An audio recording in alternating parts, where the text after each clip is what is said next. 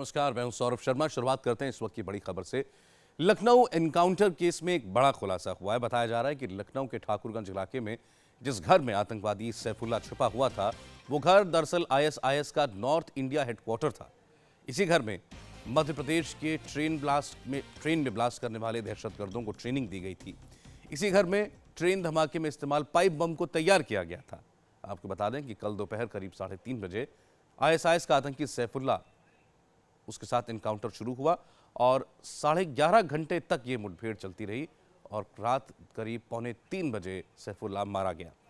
आतंकी सैफुल्ला न सिर्फ आईएसआईएस के खुरासान मॉड्यूल से जुड़ा हुआ था, बल्कि उसने लखनऊ के ठाकुरगंज के अपने घर को आईएसआईएस का नॉर्थ इंडिया का हेडक्वार्टर भी बना रखा था।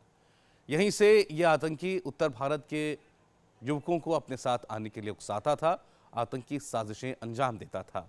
मारा गया आतंकी का नाम, जैसा हमने आपको बताया, सैफुल्ला था। इसके पास से एक पाइप बम, 9 mm की देसी pistol, 2 litre chemical, 1.5 kilo gun powder, ball bearing और आईएसआईएस का झंडा, इसके साथ ही रेलवे का नक्शा भी मिला है। विशाल प्रताप सिंह हमारे संवाददाता इस वक्त हमारे साथ हैं। विशाल, क्या पता चल पाया इस एनकाउंटर के बाद? पुलिस के सूत्रों ने क्या बताया कि इस जगह को आखिर किस तरीके से ट्रेनिंग के लिए इस्तेमाल किया गया था और कितने लोग जुड़े हो सकते हैं इस आतंकी के साथ?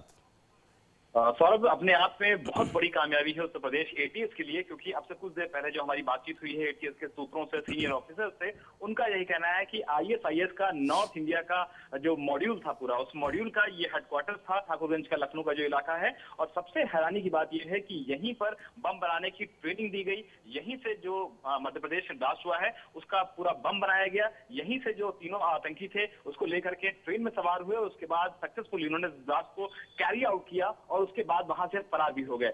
मध्य प्रदेश एटीएस को इनपुट मिला, मध्य प्रदेश एटीएस ने फौरन 3 आरोपियों को अरेस्ट किया। उसके बाद लखनऊ, इटावा, कानपुर और जो बाकी देश के हिस्सों में जो कार्रवाई हुई, निश्चित तौर पे उसने आईएसआईएस विशाल, आपकी एक रिपोर्ट है इस एनकाउंटर के बारे में, पहले जरा वो दर्शकों को दिखा दें।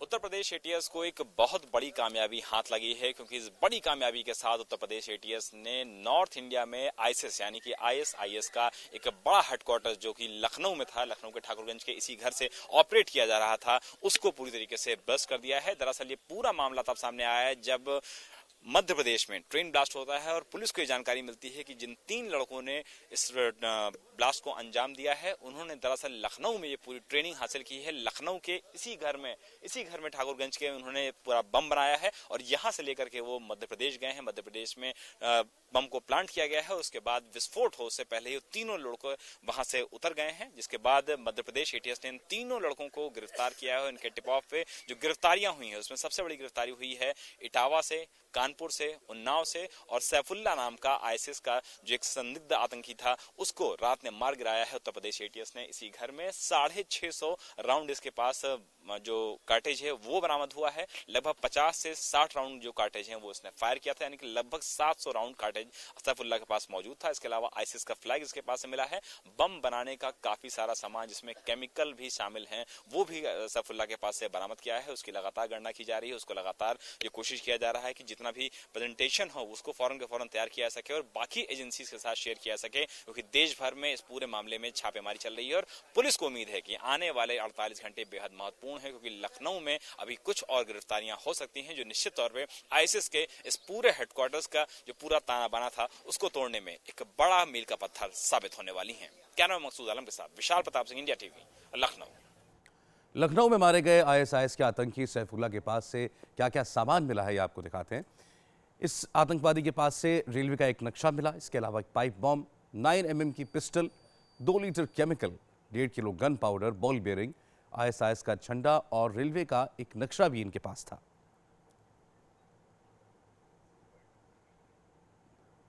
ग्यारह घंटे तक ये एनकाउंटर चला, जिसके तार उत्तर प्रदेश के कई शहरों के साथ साथ मध्य प्रदेश तक जुड़े मिले और मध्य प्रदेश से जो लीड पुलिस को मिली उसी की बिना पर उत्तर प्रदेश में फिर कई शहरों में छापेमारी हुई और आखिरकार लखनऊ के ठाकुरगंज इलाके में इस मकान तक पहुंची एटीएस, जहां ये सैफुल्ला नाम का आतंकवादी छिपा हुआ था और 11 घंटे से ज़्यादा एनकाउंटर चला।